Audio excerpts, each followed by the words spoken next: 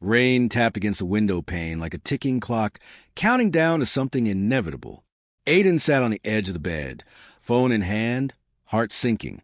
The screen still glowed with the same message he'd read 10 times now. A simple line. We need to talk. I can't keep doing this. The message was from Emily, the woman who had held his heart for the last 5 years. He scrolled up, rereading her recent texts, looking for clues. There had been a shift, shorter replies, delayed responses, that distant tone that lingered between the lines. He should have noticed earlier. He should have asked. But instead, he had let silence stretch between them like a chasm. In his gut, Aiden feared the worst. 6 weeks earlier, Emily had been distant, yes, but not cold. She was overwhelmed. Her mother's health was deteriorating rapidly. Her architecture firm had lost its biggest client, and sleepless nights had become her norm. Still, she had kept texting Aiden, small things, mundane things, just to feel his presence. Long day. Wish I could hit pause on life for a second. Had to skip lunch again. Getting too used to this. You still up? Just needed to say hi. They weren't grand declarations of love, but they were lifelines.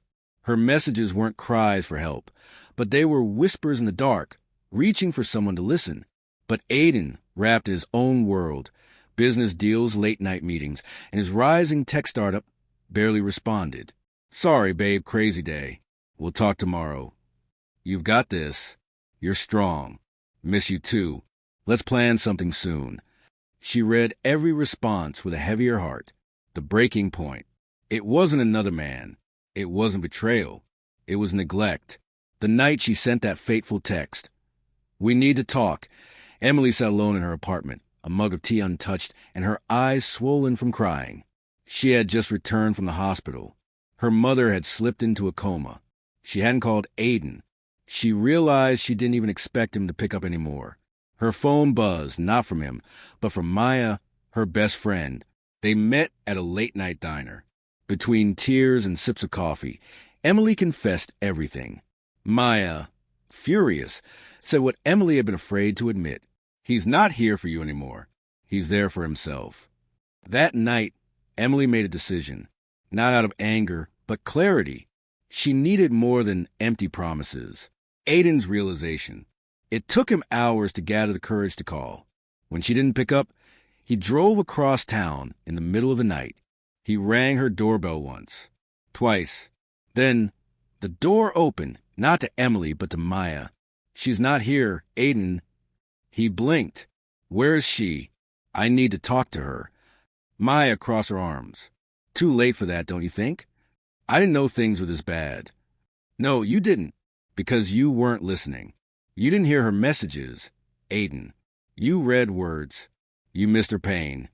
He felt like someone had dropped ice into his chest. All those texts, all those missed calls, all the signs. His mistake wasn't what he did. It was what he didn't do. 3 months later, Aiden walked along the edge of the lake they once visited every summer. He hadn't heard from Emily since that night. He didn't try to force his way back. Instead, he tried to grow, to change. He read their old messages not with guilt, but with understanding. Every small, I'm tired, was a silent scream. Every, I miss you, was a thread she tossed to keep them connected. But he had let the thread unravel. One morning, as the sun rose behind the trees, his phone buzzed. Emily, I saw the interview. Your words, they meant a lot. He had spoken at a conference on burnout, emotional absence, and how the people closest to us deserve more than just presence. They deserve attention. He didn't know what that message meant. A new beginning? Closure? Forgiveness? But this time, he responded differently. Aiden, I finally heard you. I'm sorry. Truly. And I'm here, no matter what you need from me now. And for the first time in a long while, he didn't expect a reply. He just hoped she knew that his silence had ended. Moral. Sometimes the loudest cries come the quietest words. Her messages were the truth. His mistake was not hearing them until it was too late. Aiden didn't expect a reply that day. But Emily's message stayed with him like a gentle wind brushing through the cracks of his armor. For weeks, silence returned. But it was different now. It wasn't empty. It was healing. He had begun seeing a therapist. At first, out of guilt, then out of growth. He had spent years building his company, but never thought to build himself. He talked about his father's stoic silence, about always needing to be the strong one, and how he mistook busyness for love. He admitted that he had worn success like a shield, afraid of being vulnerable, even with her. He never said, "I love you," in the quiet moments. He said it in flowers sent after fights, in last-minute dinner reservations, but never in presence, never in stillness. He was changing now, not for Emily, but because he finally saw what it meant to be a partner. Emily had taken a leave from her firm. Her mother passed away quietly 2 weeks after the coma. In those final days, Emily had sat by her bedside, holding her hand, whispering stories of her childhood, her dreams, her regrets. One afternoon, she found an old notebook in a drawer. Inside were her mother's scribbled thoughts, journal entries she never meant for anyone to see. One passage stood out. Love doesn't ask to be rescued. It asks to be noticed. Emily closed the book and cried for hours. She wasn't angry at Aiden anymore. She had outgrown that part. What remained was sadness, a soft ache, not bitter, just unfinished. It happened on a late October afternoon at the photography gallery in Midtown. Emily had submitted a series titled Unsent Messages. Each frame was a quiet moment, a half-written letter, a coffee cup left untouched, a wilted flower by a windowsill. Aiden had heard about it through a friend and attended anonymously. Dressed in black, cap low, heart pounding. He saw her from across the room. Her hair was pulled back, a strand falling across her cheek. She was smiling at an older woman, admiring one of the photos. A warm, real smile. And then her eyes found him. The crowd disappeared in that moment. She didn't look away, didn't flinch. She simply walked over. "Hey," she said softly. "Hi," he replied. They stood in silence, different from the silences before. This one held weight, understanding. "You saw them?" she asked, nodding toward the photos. "I did. They said everything I never answered."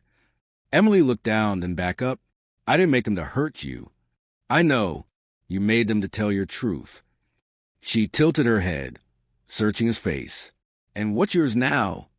Aiden hesitated, not out of fear, but respect, that I failed you when you needed me, and that I've spent every day since trying to become the man who wouldn't miss those messages again.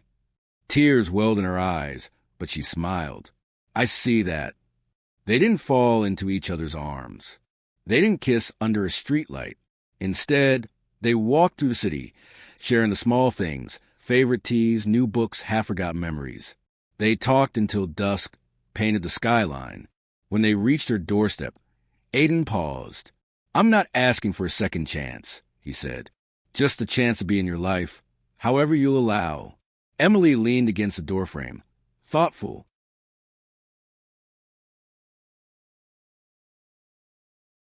"I'm not the same girl who waited on replies," she said. "And I'm not the same man who left them unread."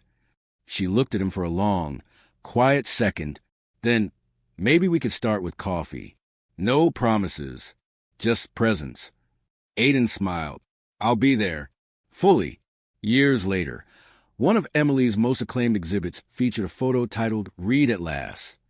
It showed a man holding a worn-out phone, sunlight casting across his face, reading something with tear-filled eyes. The caption read, "She kept sending messages." He finally heard one.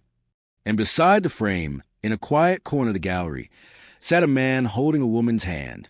Both changed, both stronger. Not because love was perfect, but because this time it listened. It was a quiet Sunday morning when Emily stepped into the small bookstore cafe tucked in a tree-lined alley, the one Aiden had suggested for their coffee weeks ago. She found him at the corner table, reading from a worn paperback. He looked up and smiled, not with expectation, but with gratitude. They talked for hours again, this time about the real things, regrets, patterns, forgiveness. No performance, no masks. It didn't turn into a grand love story overnight. In fact, they didn't even call it getting back together. They called it relearning. Every week, They met. No obligations. No pressure. A slow rebuild. 6 months later, Aiden stood before a packed auditorium at a relationship wellness event. He wasn't promoting his company this time. He was reading from a letter. We often think love is about the big things, anniversaries, gifts, decorations. But sometimes, love is a single line in a text. I'm tired today. Just needed to say hi. I missed that line once. And almost lost someone who mattered more than anything.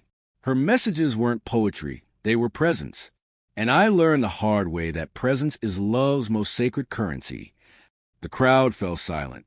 From the front row, Emily smiled. 1 year later, on their anniversary, not of dating, not of marriage, but of reconnection, Emily gave Aiden a journal, hand-bound, with a linen cover. Inside, on the first page, she had written, "No more messages left unread. Let's write the next ones together." He added beneath it, "No more mistakes ignored. Only lessons lived." They closed the journal together and placed it on the shelf beside their growing collection of books. Not a fairy tale, not a tragedy. Just two people who learned to listen, to show up, to love, fully, quietly, and completely.